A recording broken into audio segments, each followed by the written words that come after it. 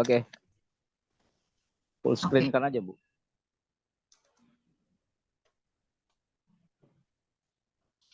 Oke, saya langsung masuk ke ini, yang pembahasan saya pernikahan dan perceraian, sebuah resensi buku dalam perspektif etika Kristen.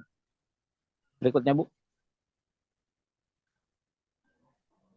Ya, di dalam buku ini memuat sebuah pandangan Alkitab tentang pernikahan. Yang pertama, menyoroti tentang natur pernikahan, yang ada 3 unsur dasar dalam konsep Alkitabiah, yaitu pernikahan antara seorang laki-laki dan perempuan, pernikahan yang melibatkan penyataan seksual. Nah, nanti ini bisa kita bahas lebih dalam. Kenapa di dalam buku itu dikatakan ada pernikahan yang melibatkan penyataan seksual. Nah, kemudian ada pernikahan yang melibatkan perjanjian di hadapan Allah. Berikut, Bu. Nah, kemudian di dalam buku ini juga dalam pandangan Alkitab tentang pernikahan disinggung masalah durasi pernikahan, yang antara lain pernikahan merupakan komitmen seumur hidup. Kemudian pernikahan tidak bersifat kekal. Nah, ini cukup menarik juga ini. Yang pernikahan yang tidak bersifat kekal, nanti kita bisa bahas apa yang dimaksud dengan pernikahan yang tidak bersifat kekal. Berikutnya, kita masuk kepada topik pandangan Kristiani tentang perceraian. Nah, ada kesepakatan umum yang disampaikan dalam buku ini tentang pandangan Kristiani mengenai perceraian. Yang pertama adalah perceraian bukanlah rancangan Allah. Yang kedua, perceraian tidak diperbolehkan untuk setiap alasan. Nah, ini cukup menarik ini. Yang ketiga, perceraian menimbulkan masalah. Next. Nah, masih tentang pandangan Kristiani tentang perceraian, itu tentang ketidaksepakatan orang Kristen. Nah, itu juga disampaikan di dalam buku ini, dijelaskan, tapi saya ambil poin-poin pentingnya saja. Yang pertama, perceraian melanggar rancangan Allah bagi pernikahan. Nah, itu ketidaksepakatan orang Kristen. Yang ketidaksepakatan kedua, perceraian melanggar janji yang dibuat di hadapan Allah. Yang ketiga, Yesus mengutuk perceraian. Yang keempat, Rasul Paulus juga mengutuk perceraian. Yang kelima, perceraian mendiskualifikasikan seorang penilik jemaat. Nah, ini tadi sudah sempat disinggung tadi itu ya. Bagaimana orang yang bercerai tadi tidak diizinkan untuk mengambil bagian dalam jabatan-jabatan tertentu di gereja. Yang berikutnya adalah pasangan pertama adalah pasangan sejati. Nah, ini menarik. Nanti bisa kita bahas. Kenapa dikatakan dalam buku ini pasangan pertama adalah pasangan sejati. Pasangan berikutnya berarti nggak sejati. Berarti omong kosong istilahnya. Kalau saya mau mengambil istilah pasangan berikutnya adalah omong kosong. Yang berikutnya, ketidaksepakatan orang Kristen tentang perceraian adalah perceraian melanggar tipologi yang sakral. Nah, ini cukup menarik juga. Berikutnya. Nah, dari pandangan Kristiani tentang perceraian itu ada hal yang dievaluasi menurut buku ini. Yang pertama adalah evaluasi tentang sikap yang melarang perceraian. Yaitu disampaikan dalam buku ini, pernikahan adalah untuk seumur hidup. Nah, ini evaluasinya. Kalau ada orang yang setuju perceraian, nah diingatkan lagi bahwa pernikahan adalah untuk seumur hidup. Dan yang kedua, nah ini agak kontroversi dari yang evaluasi yang pertama, menikah lagi diperbolehkan. Nah, di buku ini menjelaskan, tapi nggak begitu banyak, hanya sedikit saja dikatakan menikah lagi diperbolehkan. Nah, ini nanti bisa kita diskusikan. Berikut evaluasi terhadap pandangan yang mengizinkan perceraian karena perzinahan. Nah, ini dasar Alkitabnya kan di dalam Matius, yaitu pernyataan Tuhan Yesus ketika Tuhan Yesus ditanya oleh orang-orang yang mengikuti pengajarannya. Yang pertama adalah kesalahpahaman mengenai ketentuan pengecualian. Yang kedua adalah kesalahpahaman mengenai pernyataan kecuali perzinahan. Nah, ini nanti saya ingin membahasnya nanti mengenai ini, evaluasi ini, ya, ada kaitannya juga dengan undang-undang di Indonesia yang terkait dengan pernikahan dan juga perceraian. Berikutnya, evaluasi terhadap pandangan yang memperbolehkan perceraian karena banyak alasan. Nah, ini yang harus kita kaji lebih dalam lagi menurut etika Kristen tentang perceraian. Yang pertama adalah pernikahan adalah janji timbal balik. Yang kedua, harus mengakui kelemahan dan memohon pengampunan. Nah, ini cukup menarik buku ini. Jadi secara jelas disampaikan evaluasi-evaluasi yang berkaitan dengan etika Kristen terhadap boleh tidaknya orang bercerai, ya, orang Kristen khususnya ya. Berikutnya, nah kesimpulan. Dari kesimpulan mengenai pernikahan dan perceraian di dalam buku ini dikatakan pernikahan adalah lembaga yang sakral. Saya kira saya sangat setuju sekali dengan ini. Dan yang kedua, pernikahan tidak boleh dicemarkan oleh perceraian. Nah, terutama perceraian yang terjadi berulang kali. Nah, itu. Jadi cukup menarik. Berikut. Nah, saya ada mengambil satu quote yang disampaikan oleh Dr. Sukiman, MPD, dikatakan bahwa perkawinan bak bahtera yang sedang berlayar di laut lepas. Kedua mempelai sebagai nahkoda harus siap diterpa badai dan terjang ombak untuk terus melaju sampai Pulau Harapan. Saya mengambil istilah bahtera ini mengambil satu Bahtrahnu. Makanya saya terpikir apa mungkin kalau ketika orang mengatakan selamat menjalani bahtera rumah tangga. Nah, saya langsung connect ke Bahtranu. Yang ketika Tuhan menurunkan hujan badai, ya kan, sampai berapa hari. Nah, inilah mungkin salah satu kenapa istilah bahtera itu diambil dan diduplikasikan ke dalam sebuah bahtera rumah tangga. Nah, cukup menarik. Saya kira demikian dulu yang bisa saya sampaikan mengenai buku etika Kristen yang membahas tentang pernikahan dan perceraian. Bila ada pertanyaan dari teman-teman, mari kita berdiskusi. Pak Raflin, saya mau bertanya. Oke, siap Pak Ones. Simpel aja, kenapa di Alkitab menggunakan perkawinan, tapi sekarang kita menggunakan pernikahan? Mana yang benar sebenarnya dan mana yang lebih alkitabiah, perkawinan atau pernikahan? Terima kasih. Sebentar Pak ya.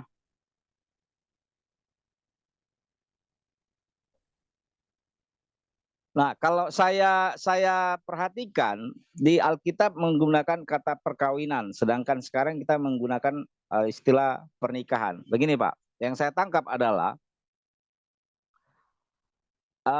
Alkitab memakai istilah perkawinan itu istilahnya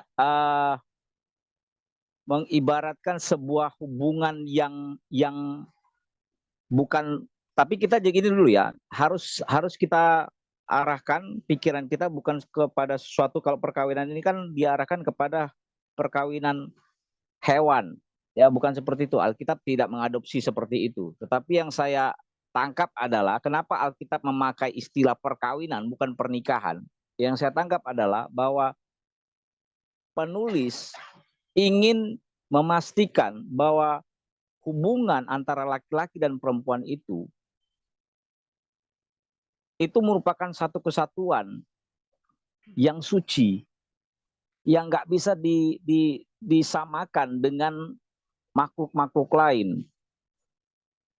Makanya tadi dikatakan bahwa pernikahan itu atau perkawinan itu adalah sebuah lembaga yang sakral. Artinya perkawinan yang Tuhan izinkan itu seperti ibaratnya hubungan kita dengan Tuhan. Nah, demikian juga Tuhan menginginkan ada sebuah hubungan yang erat, menyatu. Perkawinan kan itu kan saya nggak begitu gali dalam bahasa aslinya ya, karena saya tidak sampai ke sana. Tetapi yang saya tangkap maknanya adalah perkawinan itu seperti lem ibon, lebih keras dari lem ibon, nempel terus, melekat.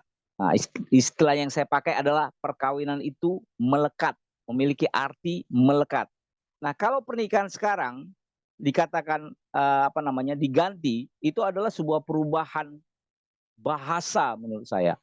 Tapi maknanya sama seperti yang dituliskan di dalam Alkitab, yaitu pernikahan ya sama dengan perkawinan. Hanya saja bahasa Indonesia menggunakan kata perkawinan itu juga masih digunakan ya, terutama di dalam undang-undang perkawinan. Di situ bukan dikatakan undang-undang pernikahan, tapi undang-undang perkawinan. Diadopsi juga di undang-undang di Indonesia tentang hal itu.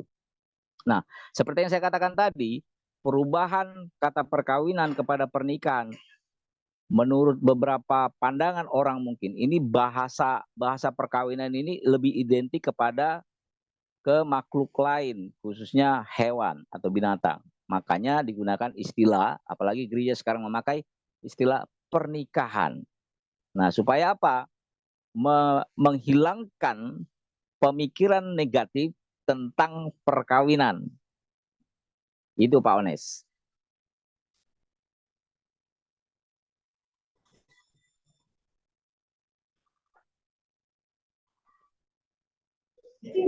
Gimana yang lain mungkin Ibu dosen juga bisa memberikan tanggapan, karena kan selama ini kita pakai sistem pernikahan daripada perkawinan. Di Alkitab pun dia nggak menulis pernikahan.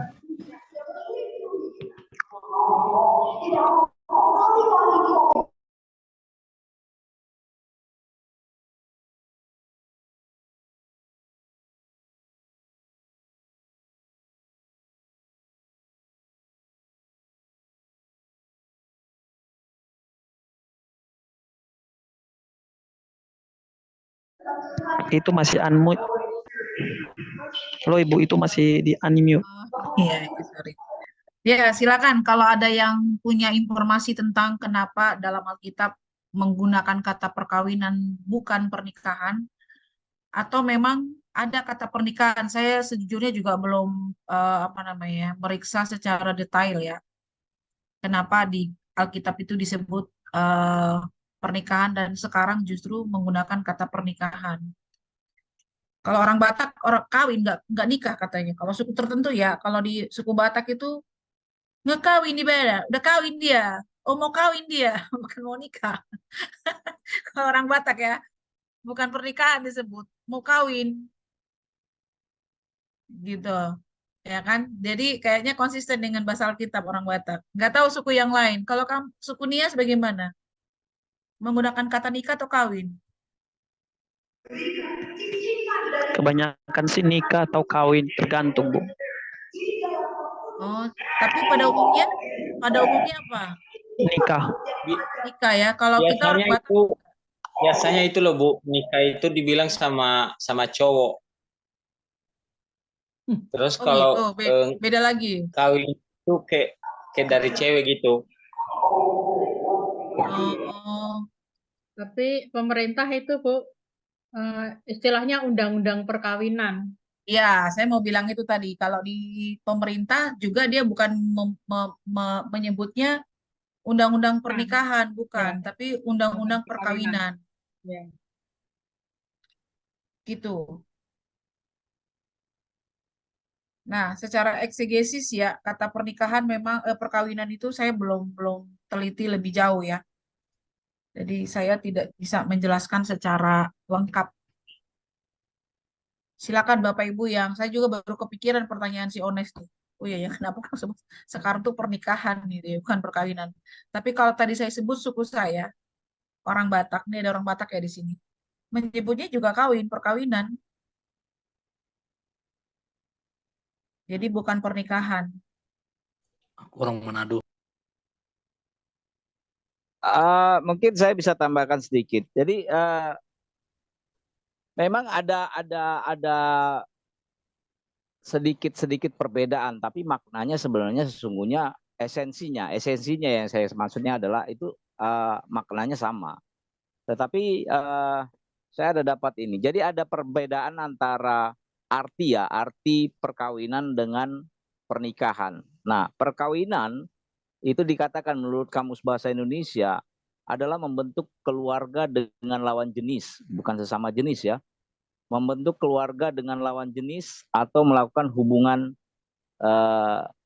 kelamin, hubungan seksual. Nah, sementara menurut KBBI, pernikahan itu adalah ikatan atau akad dari perkawinan itu yang dilakukan sesuai dengan ketentuan hukum dan ajaran agama. Itu pernikahan menurut KBBI. Kalau itu menurut kata ya, Pak. Ya, itu. Nah, tetapi kenapa kalau pertanyaan Pak Ones, kenapa Alkitab memakai istilah perkawinan bukan pernikahan? Nah, itu tadi seperti mungkin yang disampaikan oleh KBBI itu. Nah, Allah ingin laki-laki dan perempuan itu membentuk sebuah keluarga dengan lawan jenisnya, bukan sesama jenisnya. Kan jelas kan Alkitab mengatakan begitu. Jadi kalau ada pernikahan sesama jenis itu benar-benar dikutuk oleh Alkitab. Kan tidak ada pernikahan sesama jenis. Tidak ada perkawinan sesama jenis yang untuk membentuk keluarga. Tapi fenomena sekarang di zaman modern ini itu udah ada itu, membentuk keluarga dengan sesama jenis, kan kacau, kan? Dan melakukan hubungan seksual lagi dengan sesama jenis. Nah, itu semakin kacau lagi.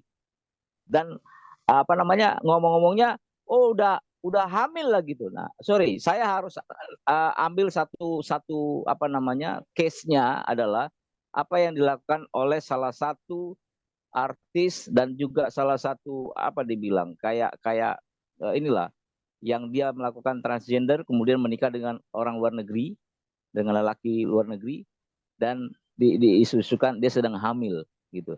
Ini kan konyol, ya kan? Nah, begitu yang bisa saya sampaikan.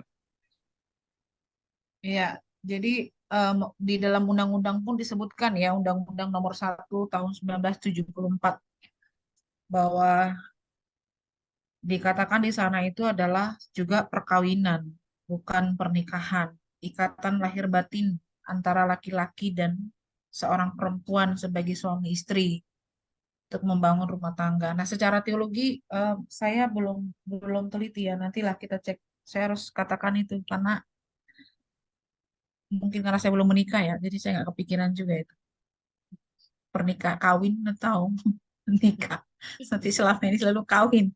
Nah, kalau kita bilang kawin, Bujia jangan bilang kawin dong, kawin itu kan hubungan suami istri katanya gitu kan. Lalu orang Batak bilangnya kawin kok, bukan nikah. Nah, itu juga ada suku tertentu nggak boleh menyebutkan kawin, tapi menikah gitu. Ada juga yang begitu. Ya kan, karena kata kawin itu seolah-olah konotasinya itu terlalu pribadi banget, ya kan? Itu hubungan suami istri gitulah. Kalau nikah itu ya ikatan pernikahan suami istri, jadi nggak ada kesan pornografinya gitu, seolah begitu ya. Nah itu tafsiran, jadi saya belum bisa memberikan Dan biasanya itu kalimat yang tepat ya. Nanti saya mau belajar dulu, Ones. Menurut eksegesi kata kawin itu kenapa? Kenapa kita tidak menggunakan kata pernikahan? Atau mungkin ada kata pernikahan, saya juga belum cek. Kamu temu nggak ada kata pernikahan dalam Alkitab? Nggak ada, Bu. Yang ada perkawinan. Ya, maksudnya dalam PL, dalam PB gitu kan ya. Siapa tahu dalam PL perkawinan. Setelah di perjanjian baru barangkali ada kata nikah atau pernikahan. Tapi itu Bu, maaf, kalau binatang itu juga binatang ini dikawinkan, istilahnya kawin ya. Ya, iya, kepada binatang pun Iya. disematkan ya istilah Iya. kata kawin ya, bukan nikah. Iya. Nah, itu lagi ya. Jadi saya juga jadi tertarik itu meneliti. Nanti kalian bikinlah tuh eksegesinya atau penelitian makna kata perkawinan dalam Alkitab, implikasinya bagi apa pernikahan Kristen. Bisa juga ya kan? Saya benar-benar belum meneliti kata itu. Kenapa Alkitab menggunakan kata perkawinan ya? Pernikahan ada, Bu, hanya di Kidung Agung. Oh, ada di Kidung Agung. Ya, Kidung Agung Iya, 3 ayat 11 itu pernikahan. Oh, ada disebut ya, Bu, pernikahan. Satu aja di Kidung Agung aja. Iya. Ya, sejujurnya saya harus bilang, saya belum teliti kata pernikahan seberapa banyak dalam Perjanjian Lama, kemudian kata pernikahan berapa banyak dalam Alkitab atau dalam Perjanjian Lama, saya juga belum teliti untuk itu. Bu, saya mau berikan sedikit pemahaman yang mungkin saya paham. Boleh. Kalau saya dari kakak KBBI, perkawinan itu adalah membentuk keluarga dengan lawan jenis atau melakukan hubungan kelamin. Sedangkan pernikahan itu adalah ikatan perkawinan yang dilakukan sesuai ketentuan hukum dan ajaran agama. Nah, kalau kita kembalikan ke Alkitab, sesuai dengan pertanyaan Bang Ones tadi, di Alkitab itu kan ada beberapa kisah yang dimana yang ada bapak yang menikah dengan, kalau saya salah boleh diluruskan ya, tapi ini yang saya tangkap saja. Maksudnya itu perkawinan yang dilakukan tanpa aturan hukum. Nah, itu perkawinan, kayak contoh beberapa itu kan ada yang bapak menikah sama anak sendiri, itu di Alkitab kan kalau kita kaji itu siapa itu ya Bu? Yang melakukan hubungan intim dengan anaknya sendiri. Nah, itu salah satu contoh perkawinan tanpa adanya pernikahan. Kalau pernikahan itu kan ada dua, yang maksudnya yang mendorong itu adalah ketentuan hukum dan juga aturan agama. Sedangkan kalau perkawinan itu sendiri kan yang penting kawin gitu. Berarti yang dikatakan Alkitab itu salah ya Kak ya? Nggak ada yang Tentang perkawinan. Berarti itu nggak Saya diberkati nggak Tuhan dong. Hanya nikah bersetubuh aja, nggak disahkan oleh Tuhan. Kan begitu tadi apanya kata-katanya di KPBB. Hanya memberikan pengertian sesuai apa yang saya pahami, seperti itu. Saya nggak bilang ini salah, ini tuh nggak sesuai kebenaran. Coba kalau mungkin kita kaji lebih dalam lagi, pasti bakalan nemu jawabannya gitu. Kan tadi kita hanya mau memberikan perbedaannya kayak gitu. Saya nggak tahu ya, pada di zaman Alkitab itu apakah peraturan negara atau bangsa pada saat itu seperti apa, saya kurang tahu. Karena kita kalau mau kaji kan pastinya kita harus melihat dari berbagai hal gitu. Seperti itu Bang Anu, saya bisa Makanya ambil. tadi Ren, saya tidak berani terlalu banyak memberikan komentar. Ya, gini. Saya belum mempelajari kenapa Alkitab menggunakan kata perkawinan, ya kan? Itu kan pasti ada makna teologisnya, gitu ya. Ada makna teologisnya, karena itu harus kita pelajari dengan baik. Saya nggak berani karena itu berdasarkan Alkitab, soalnya ada kata perkawinan menurut Alkitab secara teologi. Kalau pengertian menurut Kamus Bahasa Indonesia sih kita bisa terjemahkan ya. Ya, saya ingin tambahkan sedikit. Kalau yang disampaikan Pak Onis, apakah pernyataan Alkitab tentang perkawinan itu salah? Menurut saya terlalu terlalu dini kita bisa mengambil pemikiran seperti itu. Coba kita buka dulu di dalam bukan Pak Rafli kan katanya tadi kalau perkawinan itu bersetubuh antara perbedaan jenis kelamin. Kalau pernikahan itu artinya orang yang sudah disatukan oleh Tuhan menurut aturan-aturan agama dan norma-norma adat. Nah, dia kembali ke Alkitab. Berarti seolah-olah di Alkitab itu perkawinan itu hanya bersetubuh aja tanpa diberkati oleh Tuhan. Nah gitu, coba amati tadi kata-kata si Kak Anggra ini. Berarti kalau pernikahan itu berarti benar sah itu diberkati Tuhan. Berarti salah penulisan Alkitab dong. Bukan, nggak salah Pak Ones. Karena coba kita buka di dalam Kejadian 1 ayat 28. Itu kan jelas dikatakan. Menurut saya dieksekusi aja Pak. Nah kalau kita secara umum ya nggak bisa. Enggak, kita nggak perlu terlalu jauh mengeksegese. Saya kira di dalam Kejadian 1 ayat 28 ini itu jelas sekali. Ya, beranak cuculah dan bertambah banyak. Itu kan esensinya adalah melakukan hubungan seksual. Emang bisa orang beranak cucu dan bertambah banyak menurut perintah Tuhan ini tanpa melakukan hubungan seksual? Itu kan kejadian ini kan setelah manusia jatuh ke dalam dosa. sorry, sebelum manusia jatuh ke dalam dosa, Allah sudah perintahkan itu dulu kan dalam Kejadian pasal 1 ayat 28. Nah, itu kan esensinya dia kan ke depannya Tuhan tahu bahwa manusia itu akan melakukan hubungan seksual yang kita kenal dengan istilah perkawinan. Nah, hanya saja persoalannya pada saat itu di perjanjian lama tidak yang mengatakan tentang perkawinan, tidak ada hukum negara atau hukum manusia di situ, yang ada hukum Tuhan. Sehingga Tuhan memerintahkan beranak cucu itu, ya mereka bertanggung jawab secara hukum menurut hukum Tuhan. Peraturannya apa? Laki-laki menikah dengan perempuan. Nah, kalau ke depannya dalam perubahan zaman, setelah manusia semakin jatuh ke dalam dosa, semakin jauh, yang terjadi jadi penyimpangan. Ya, apa yang terjadi di Sodom dan Gomora itu kan? Nah itu. Nah, jadi gini aja, supaya kita tidak lama di pertanyaan ini, karena masih ada mungkin pertanyaan yang lain. Maksud saya begini, kita bisa mengambil terjemahan dan kita bisa menafsirkan ya perkataan arti kenapa perkawinan dan pernikahan itu, atau kata perkawinan dan pernikahan itu. Nah, kan tadi yang sangat ingin ditanya itu adalah kenapa Alkitab menggunakan kata perkawinan bukan pernikahan.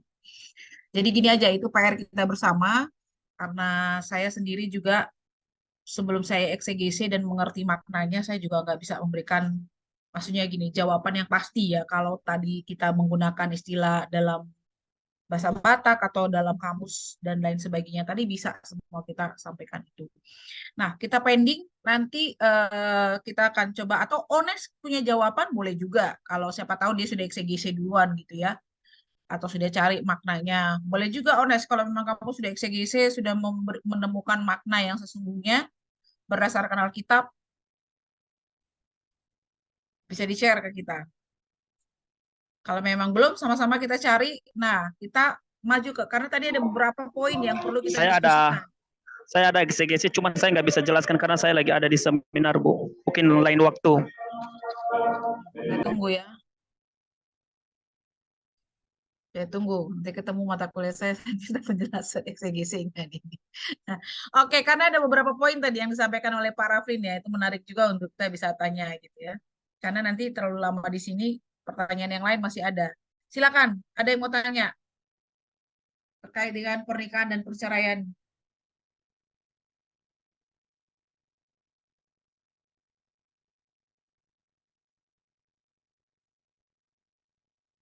Ayo. Saya, Bu.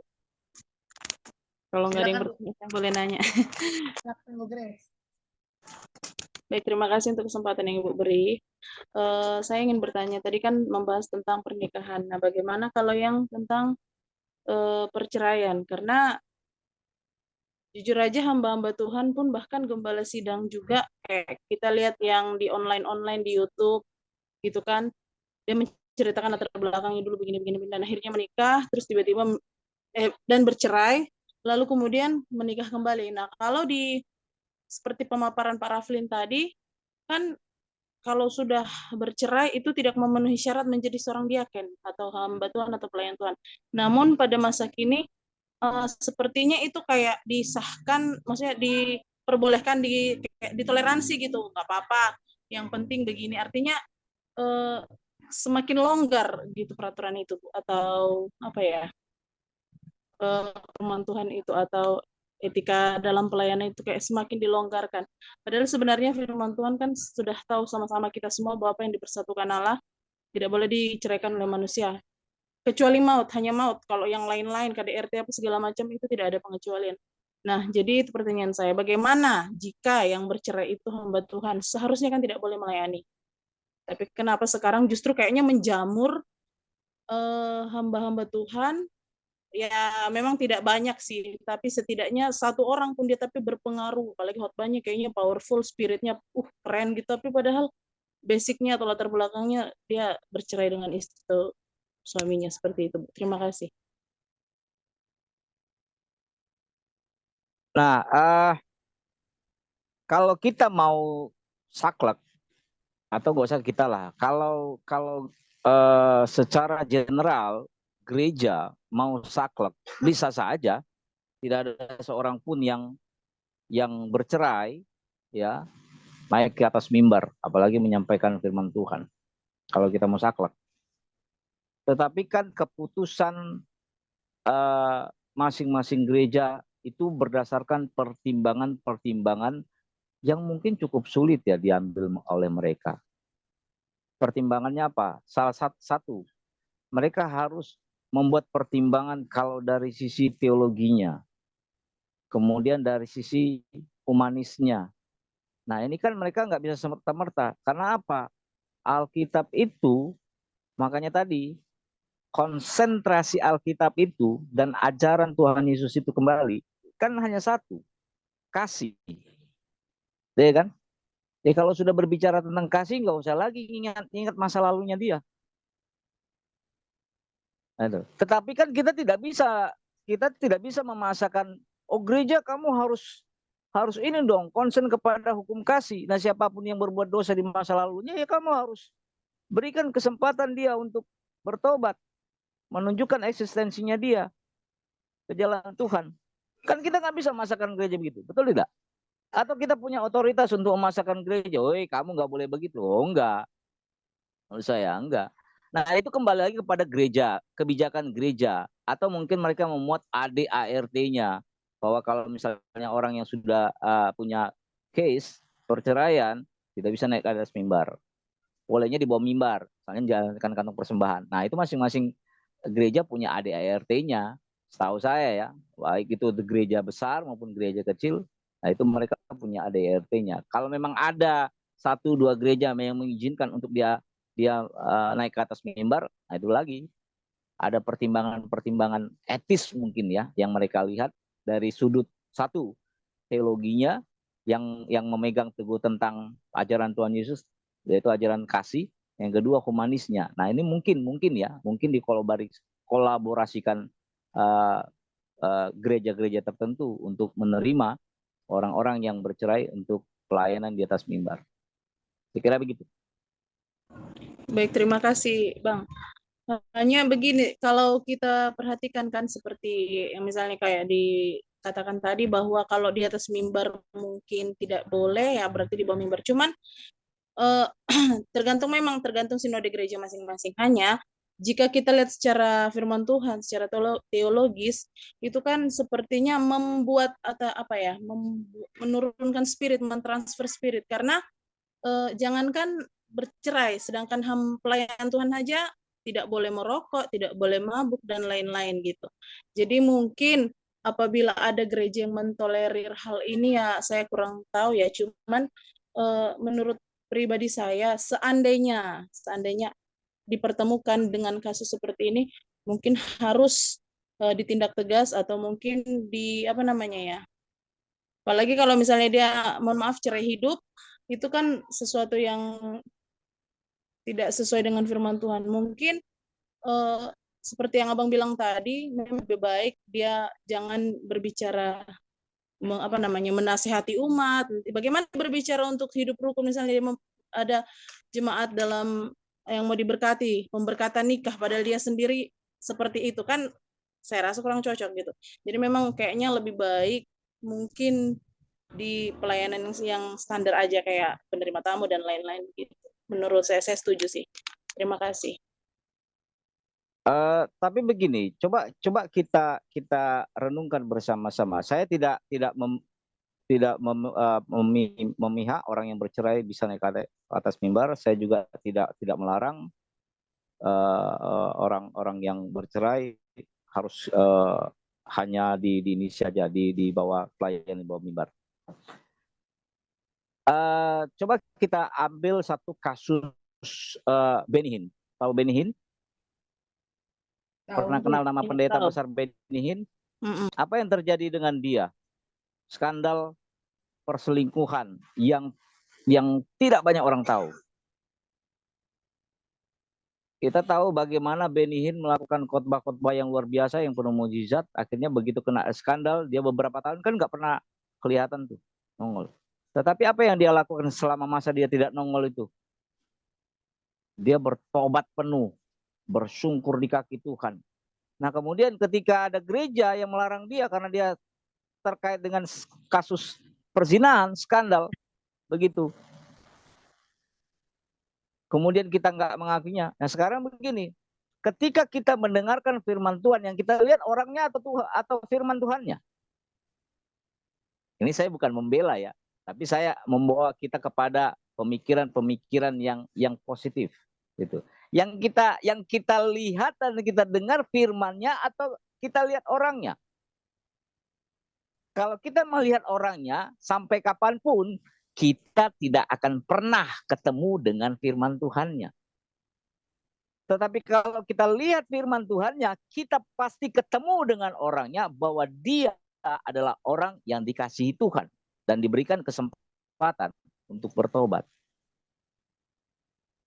Nah, kalau gereja-gereja, ya kan, kalau gereja-gereja memahami tentang hal-hal seperti ini, nah tentu ada pertimbangan-pertimbangan etis. Tapi sekali lagi saya katakan, setiap gereja punya ART tertentu yang tentu mereka sangat protektif. Kenapa? Karena saya melihat begini, oh berarti itu gereja, ini penilaian saya, oh berarti itu gereja melihat manusianya, bukan melihat firman-Nya. Nah, coba kita berpikir kritis seperti itu. Baik, terima kasih Ya Bang. kan? Tapi kan firman Tuhan juga sudah mencatat. Menjadi syarat seorang diaken A, B, C, D sudah ada. Ya. Nah, kalau kita melihat ini, melihat itu, berarti sama saja kita berseberangan dengan apa yang tertulis dalam Alkitab. Bukan begitu? Kamu baca konteksnya enggak? Penilai jemaat itu sudah ditentukan. Itu kan perkataan Paulus kepada Timotius. Syarat-syarat penilai jemaat. Ya kan? Sudah baca konteksnya enggak? Apa yang terjadi pada saat itu? Ya kan? Nah, sekarang gini aja. Mana yang lebih kita ikutin? Sama seperti dikatakan Tuhan Yesus. Mana yang kamu ini? Kamu dari golonganku atau kamu dari golongan Paulus? Nah, sama seperti dengan gereja-gereja yang ada sekarang. Ada gereja aliran ini, ada gereja aliran itu. Nah, ini sebenarnya yang membuat kacau pikiran orang-orang orang-orang kita yang beriman kepada Tuhan Yesus dengan doktrin-doktrin, dengan dogma-dogma yang sebenarnya tidak mempersatukan. Justru malah memporak-porandakan kalau menurut saya, pengamatan saya. Nah, seharusnya gereja tidak bersifat seperti itu. Oke Bang, kan di situ memang dibilang bagaimana dia mengurus jemaat apabila rumah tangganya saja, mohon maaf ya, ini kan Alkitab yang ngomong, saya nggak ngerti konteksnya Ya. bagaimana, apa kalau bagaimana, cuman kan ini memang tertulis, apa perlu digali lagi setelah jelas, bukan peminum, bukan pemarah, melainkan peramah, pendamai, bukan hamba uang, dan lain-lain. Jadi kan memang ada tertulis jelas, apa perlu kita gali lagi kebenarannya, seperti itu. Iya, Memang makanya benar. saya katakan begini, ya kan, konteksnya pada saat itu apa yang terjadi di dalam pelayanan Timotius, di mana dia pelayanan pada saat itu. Loh, kita kan sama-sama sudah belajar ini, ya kan, penggalian Alkitab. Tahu nggak tujuan menuliskan kitab itu atau surat itu, kan kita harus tahu. Tetapi saya kembali lagi kita, relevan nggak ayat itu? Sebagian relevan, sebagian lagi mungkin berpikir, masa iya ya kita tega orang yang sudah sungguh-sungguh bertobat dan mau berbagi pengalaman dia dengan Tuhan dalam pertobatannya. Halo? Apakah kita lebih baik dari orang yang sudah bercerai itu ketika menyampaikan firman Tuhan? Saya kira enggak. Benar enggak? Atau kita punya kuasa untuk punya kuasa untuk ketika kita menyampaikan firman Tuhan, kita punya karunia, kita punya kuasa sehingga setiap orang-orang bisa datang mendengar dengan ini. Enggak, bukan itu ukurannya. Bukan seorang pendeta yang menyampaikan khotbah menjadi sebuah ukuran sehingga jemaat-jemaat banyak yang bertobat dan datang kepada Tuhan. Bukan itu ukurannya. Iya, benar. Cuman kan ada syarat-syarat tertentu. Oke lah menurut Abang seperti itu. Apa namanya? Pendapat penyaji seperti itu. Hanya yang di sini kan dibilang penilik jemaat, berarti dia memang mempunyai posisi khusus yang diteladani, dicontoh oleh umat, oleh jemaat seperti itu. Kalau memang kita melihat kalau dia sudah bertobat, it's okay, nggak apa-apa. Cuman kan tetap saja apa namanya ya, luka itu sembuh, tapi bekasnya kan tetap ada.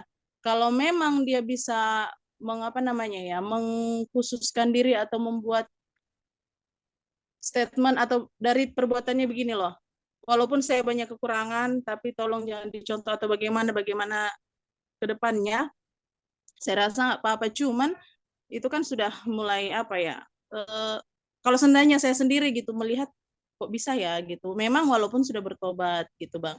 Itu sih pendapat saya, kan kita punya apa masing-masing ya, pendapat Oke, masing-masing. sekarang gini. Coba kita bertanya atau kritis dengan ayat itu tadi kan. Kita kan baca di 1 Timotius pasal 3 ayat 1 sampai 7 kan tentang syarat-syarat penjemaat. Itu kan pesannya Rasul Paulus kepada Timotius kan? Suratnya Paulus kepada Timotius. Nah, sekarang coba kita bertanya secara kritis. Kenapa Paulus menuliskan dan menyatakan suratnya itu dengan syarat-syarat seperti itu? Nah, kemudian dengan kritis kita mengatakan, lu kan Paulus kan berasal dari orang yang nggak benar juga. Terus ngapain gue dengar-dengar apa mau mengikutin lu? Terus ngapain lu bikin syarat-syarat penilaian seperti itu? Boleh nggak kita bertanya dengan kritis seperti itu juga? Boleh nggak? Boleh. Nah, boleh. Nah, terus siapa yang mau kita ikutin? Paulus? Atau Tuhan Yesus? Tuhan Yesus. Nah, ya sudah selesai. Kan juga Tuhan Udah Yesus kan ketemu juga bilang jawabannya. apa yang dipersatukan Allah tidak bisa diceraikan manusia. Iya, betul. Nah, pertanyaannya begini. Kan tadi saya udah bilang, kalau kita melihat manusia, nggak akan kita pernah menemukan kebenaran. Betul tidak? Grace, betul tidak? Oke, iya. Berarti Bang, kalau contohnya adalah di situ tukang mabuk, tukang orang pakai narkoba dan lain-lain sebagainya. Misalnya dia pengen jadi singer apa, berarti kita ya udahlah nggak apa-apa, kita melihat Tuhan. Gak apa-apa dia pelayannya kayak gitu. Berarti kita samakan seperti itu Bang ya. Loh, sekarang kan begini. Gereja masing-masing punya strategi untuk melakukan konseling kepada orang-orang yang seperti itu. Pertanyaannya begini, adakah gereja memberikan kesempatan orang-orang yang jatuh ke dalam dosa seperti itu dibimbing sampai tuntas, sampai dia kembali benar-benar bertobat? It is nonsense, saya katakan. Nonsense. Gereja dalam pengamatan saya terkesan mengabaikan jemaatnya yang terkait dengan kasus ada problematika ingin bercerai dengan asumsi apa? Oh, saya tidak mau terjerumus ke dalam urusan keluarga kalian. Harapan kami kalian tetap bersatu. Pertanyaannya, ada nggak dibimbing sampai tuntas akhirnya mereka bisa rujuk kembali? No. Hanya kalau saya bisa menghitung hanya ada 1 atau 2 gereja yang berani melakukan seperti itu. Dan itu pun bukan atas nama gereja, but is the person. Hamba Tuhan yang betul-betul ingin jemaatnya yang mengalami konflik atau ingin bercerai kembali lagi dalam pernikahan yang kudus dan sakral seperti yang Tuhan inginkan. Kan begitu.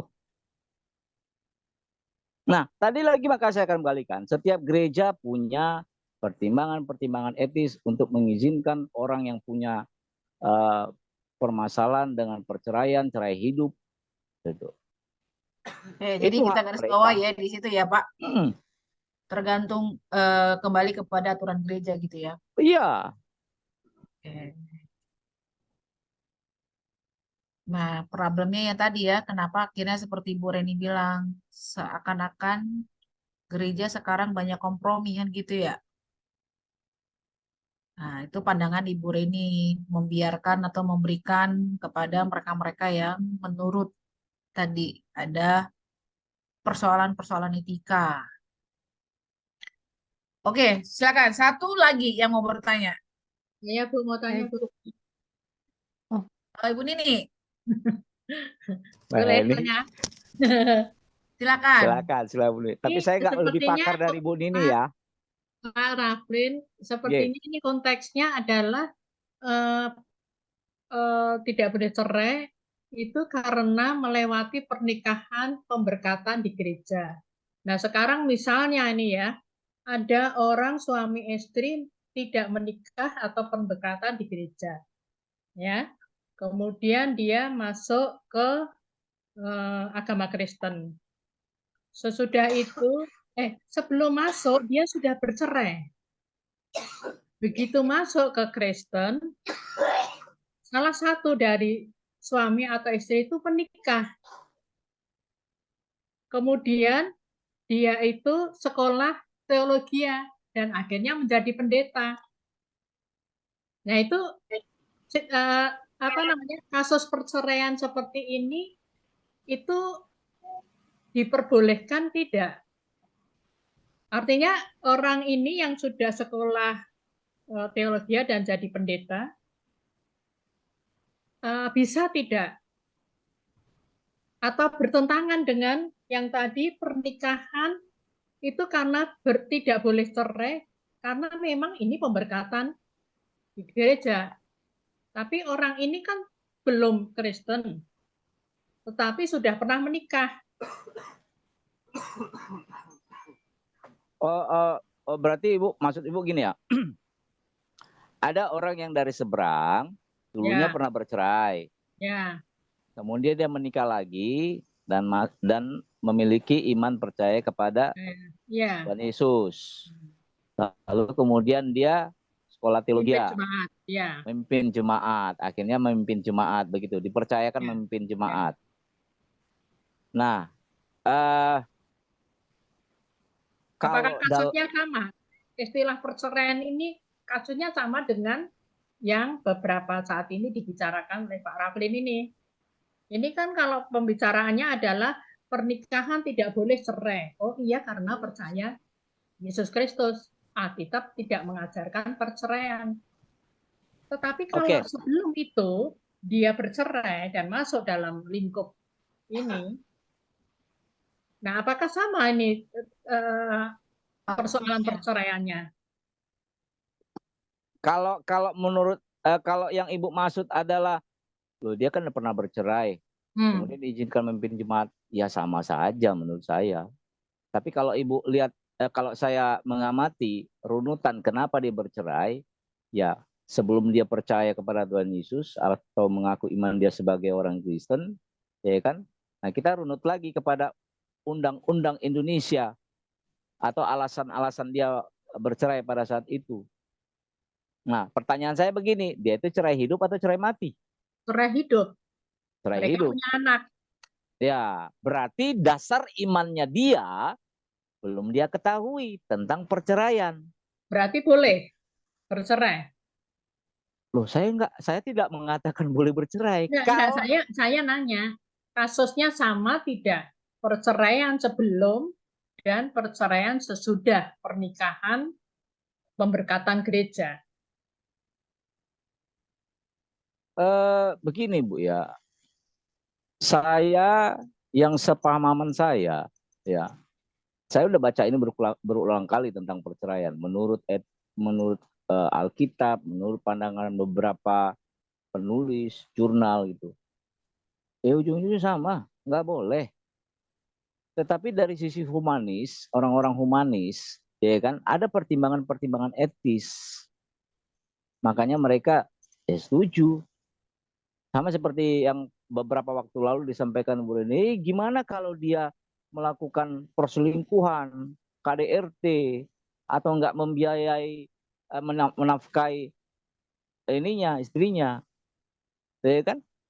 Nah, pengadilan di Indonesia mengizinkan itu. Tapi pertanyaannya begini, apakah orang Kristen, ya kan, juga ingin mengadopsi undang-undang seperti itu atau hukum berdasarkan perspektif dari agama lain? Oke, kita dengar Rosialdo nih kasih pandangan. Coba itu dari gereja tuh, silakan. pertanyaan Ibu Nini tadi. Sebelumnya dia udah pernah menikah dan bercerai, kemudian masuk menjadi orang Kristen, menikah kembali, dan menjadi hamba Tuhan. Boleh nggak? Ayo Aldo, mana Aldo?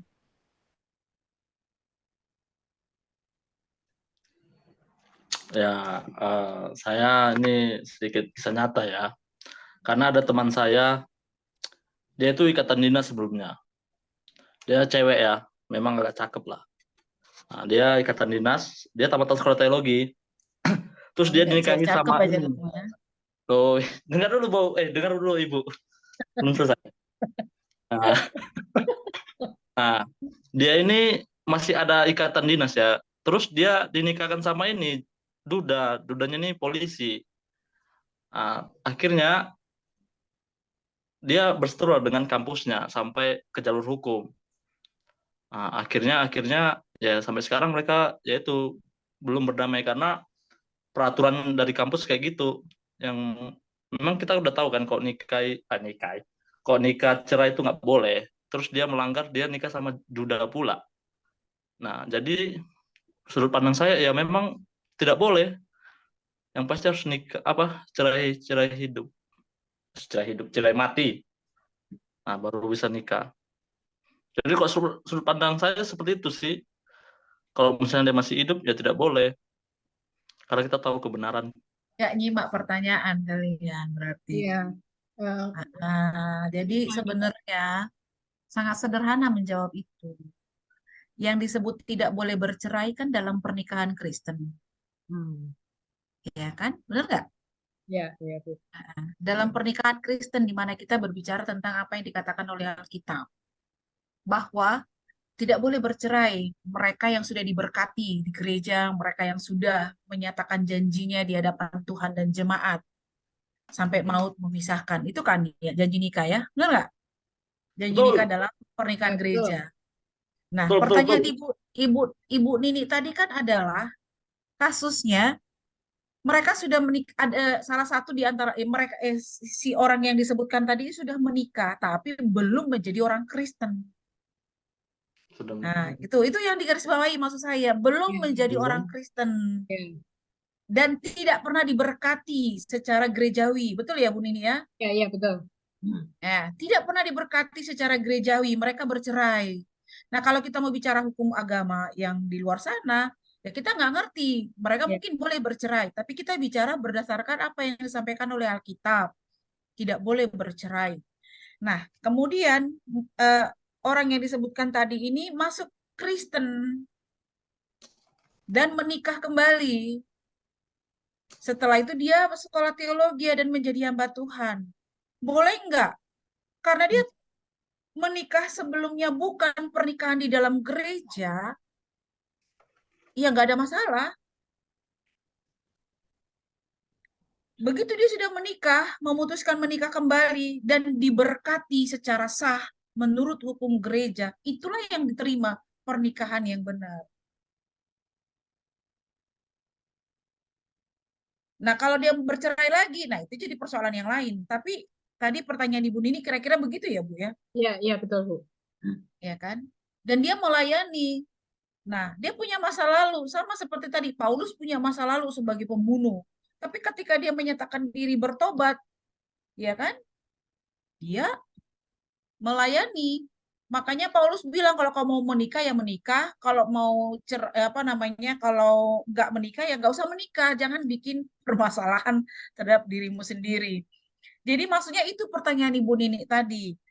Ya sah saja secara hukum gereja dan menurut Alkitab karena memang sebelumnya adalah tidak dalam pemberkatan pernikahan Kristen. Gitu. Ya, karena dulu kan dia agamanya bukan agama Kristen. Yang menjadi salah adalah kalau dulu sebelumnya dia bercerai dan sudah diberkati, ya itu nggak benar. Gitu. Ya Itu kan, maksudnya. ini kan mungkin Tadi, Pak.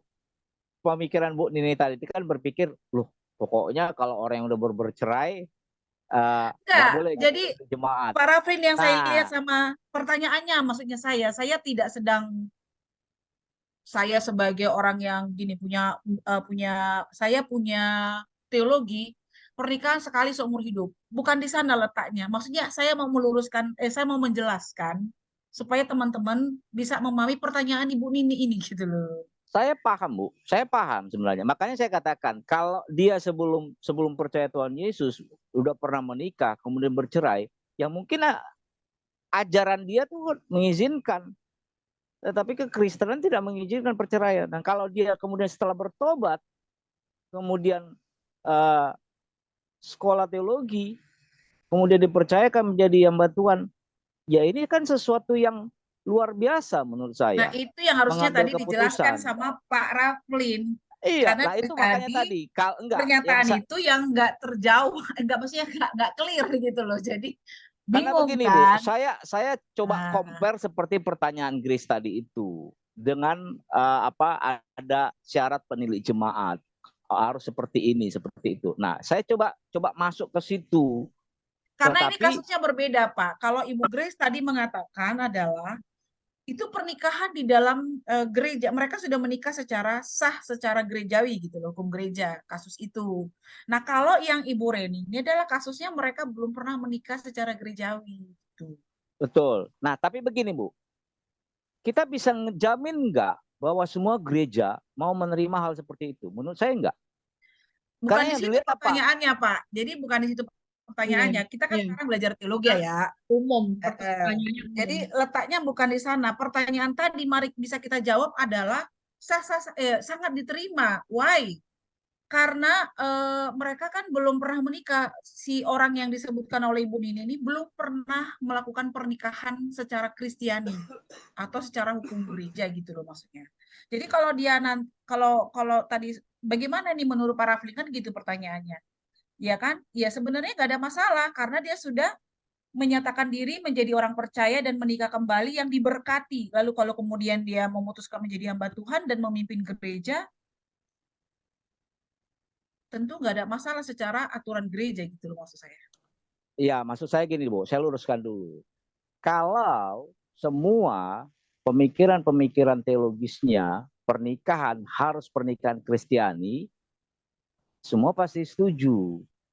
Tetapi apakah kita bisa menjamin ada semua gereja ya kan melihat ke situ tanpa melihat konteks orang sudah bercerai? Yang saya tangkap begitu. Orang yang sudah bercerai, apapun alasannya, entah dia tuh dari Kristen sebelumnya, entah dari dia luar Kristen sebelumnya, pokoknya konteksnya bercerai, lu nggak boleh pelayanan di atas mimbar. Nah, saya kan nangkapnya udah itu jauh ke bisa situ. Bapak jawab kembali kepada peraturan gereja kan maksud saya. Nah, tapi mari kita ngelihatnya boleh nggak pelayanan di gereja gitu loh. Kalau soal bercerai dari boleh bercerai atau tidak dengan ajaran agama lain, ya kita kan nggak bisa convert juga kan karena itu kan kita nggak bisa masuk ke sana.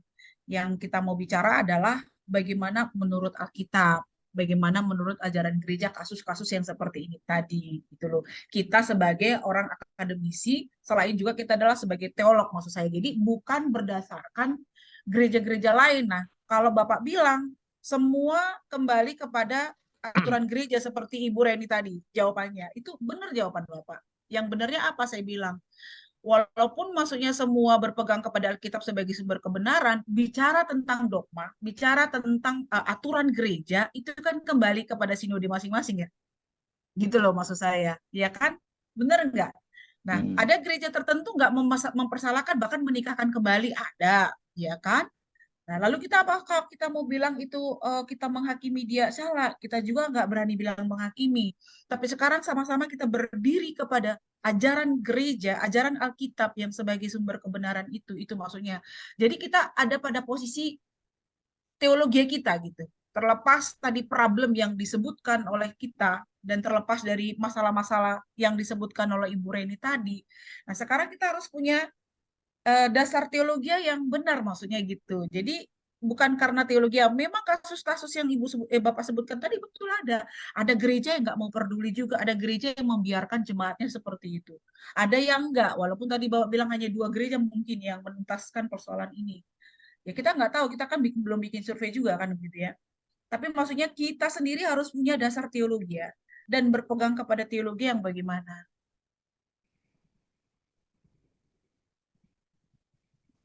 Ya kan? Gitu loh. Jadi makanya kenapa saya bilang sama Pak Aldo, karena dia orang teologi juga. Coba jawab kasus ini. Nah, yang saya tangkap adalah nggak mencerna pertanyaan Ibu Nini. Bukan nggak bisa jawab loh ya. Bukan nggak bisa jawab. Tapi pertanyaannya itu kurang paham menurut saya. Pak Raflin, ngopi dulu Pak Raflin. Saya udah dari tadi ngopi nih. Jadi mual ini saya, perut saya jadinya. Para Raflin itu tegang lihat. Kasusnya berat ini. Saya sih sebenarnya justru seru dan siap untuk berdialog dengan siapapun, karena saya punya prinsip begini.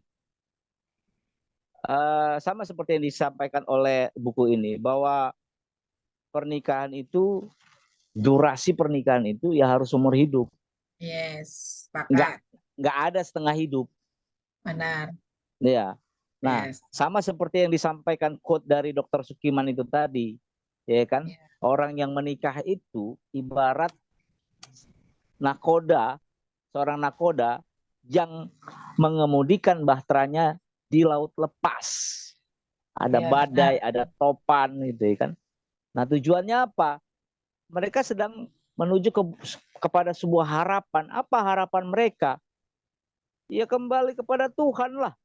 Kembali kepada Alkitab. Itu kan maksudnya dianalogikan seperti perahu kan. Ya, nah, itu benar Pak, itu saya setuju.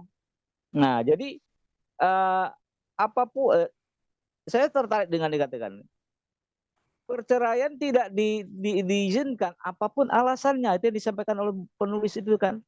Nah itu, jadi kalau sekarang kita cerai, alasannya apa? I don't love you again. Saya nggak cintai kamu lagi. Kamu nggak nafkain aku. Kamu KDRT, kamu selingkuh. Itu.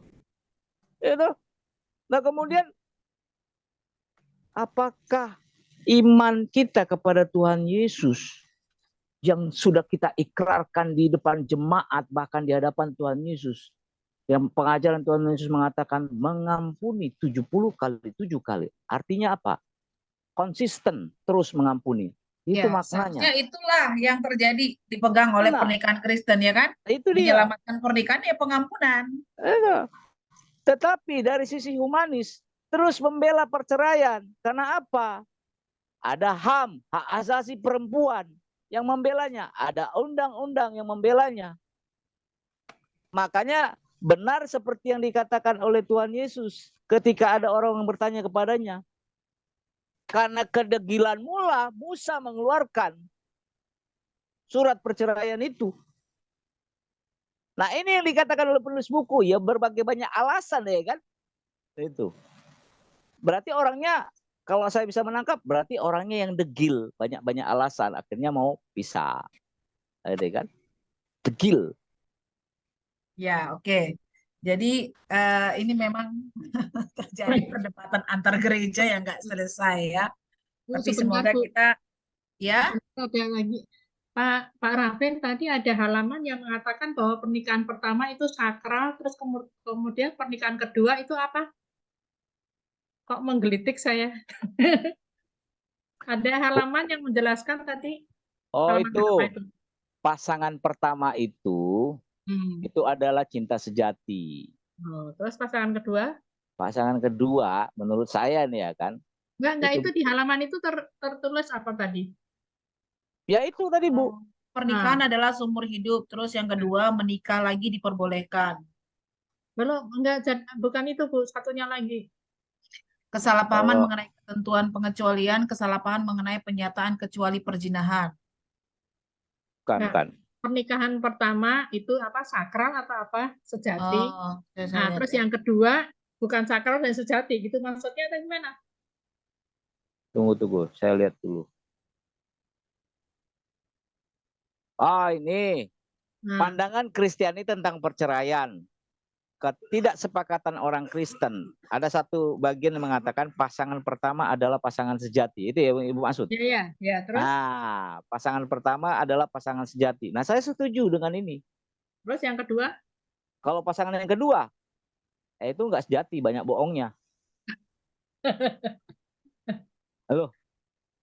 Iya kan? Ini menurut saya, terserah orang lain ya kan. Nah, artinya apa yang saya tangkap dari sini? Artinya pasangan pertama itulah yang Tuhan sahkan. Dan Tuhan lihat secara langsung. Kalau pasangan kedua menurut saya nih kan, itu ya ada dispensasi dari Tuhan lah menurut saya ya. Kalau engkau mau menikah lagi, itu kan pilihanmu. Tetapi kan ada konsekuensi atau dampak-dampak yang harus dilalui orang tersebut untuk menikah lagi. Ini sebenarnya penyampaiannya orang Maksudnya yang ini sudah kasus bercerai, perceraian, cerai hidup atau cerai mati yang pertama ini yang dimaksudkan. cerai hidup. Oh, cerai hidup. Kalau Ya. cerai mati, Kalau cerai mati, terus dia menikah lagi. menikah lagi. Nah, itu Orangnya kakak sejati bukan? menurut saya begini Bu, menurut saya ya, dan pengalaman saya juga. Yes, mantap. Kan selalu gini. Mau pengalaman kaji. Iya. Kalau kita kan sedang kalau ngobrol kan sering bilang ini, cinta pertamamu siapa? Pasti cepat ingatnya. Atau kalau ditanya, kau sudah punya berapa pacarmu dulu? Kan Aldo, cinta pertamamu siapa Aldo?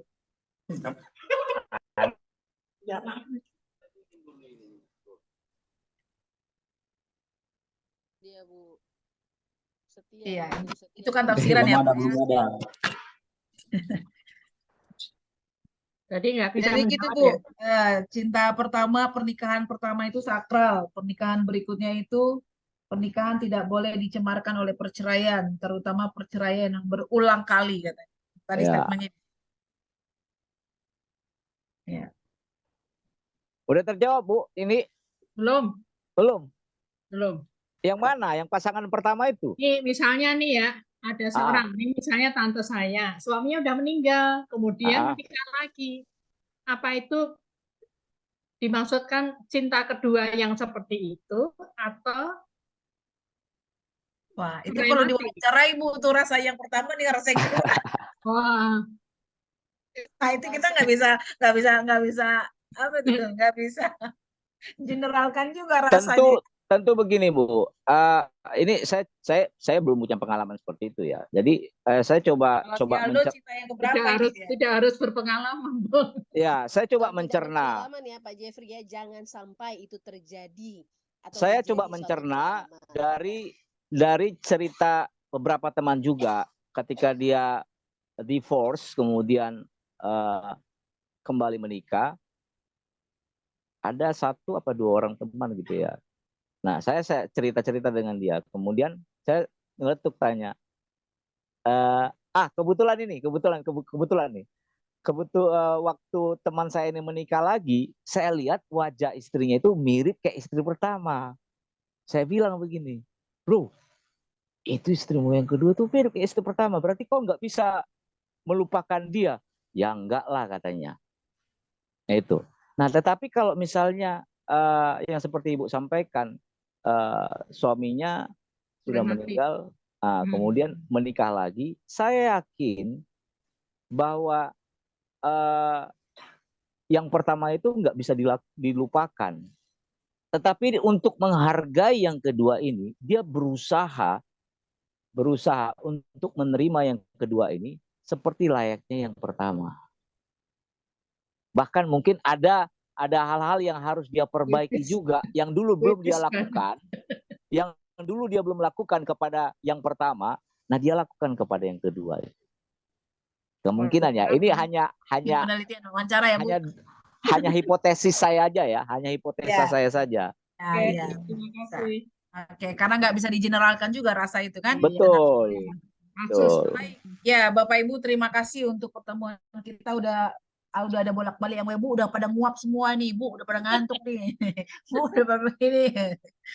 Yang pasti kesimpulannya adalah dari pertemuan kita ada banyak kasus ya yang kita hadapi, yang kita akan selesaikan. Tetapi yang saya mau sampaikan adalah kita sebagai pendidik punya integritas, kita sebagai pendidik punya karakter dan perilaku yang sehat, supaya kita bisa membantu orang lain juga dalam menyelesaikan kasus-kasus yang kita bahas dalam pertemuan kita mata kuliah ini. Jangan sampai kita justru malah nggak sehat secara batin, jiwa, perilaku, ya kan? Justru kita juga adalah melakukan penyimpangan-penyimpangan. Nah, itu yang perlu menjadi poin penting untuk kita ambil pelajaran dari mata kuliah ini dengan semua materi yang ada, supaya kita semua sehat jiwa, sehat batin, sehat perilaku. Ya, kita adalah menularkan nilai-nilai etika Kristen dalam pelayanan kita sebagai pendidik, sebagai pengajar atau pelayanan di gereja. Ya, jangan menyakiti atau membuat hal-hal yang justru malah menimbulkan sikap dan perilaku yang nggak baik. Kalau memang selesai dengan tanpa melakukan ya penyimpangan moral dan perilaku yang tidak baik. Makasih ya, tugasnya semua saya tunggu. Bapak Ibu, saya nggak tahu kemarin akhir dari tugas.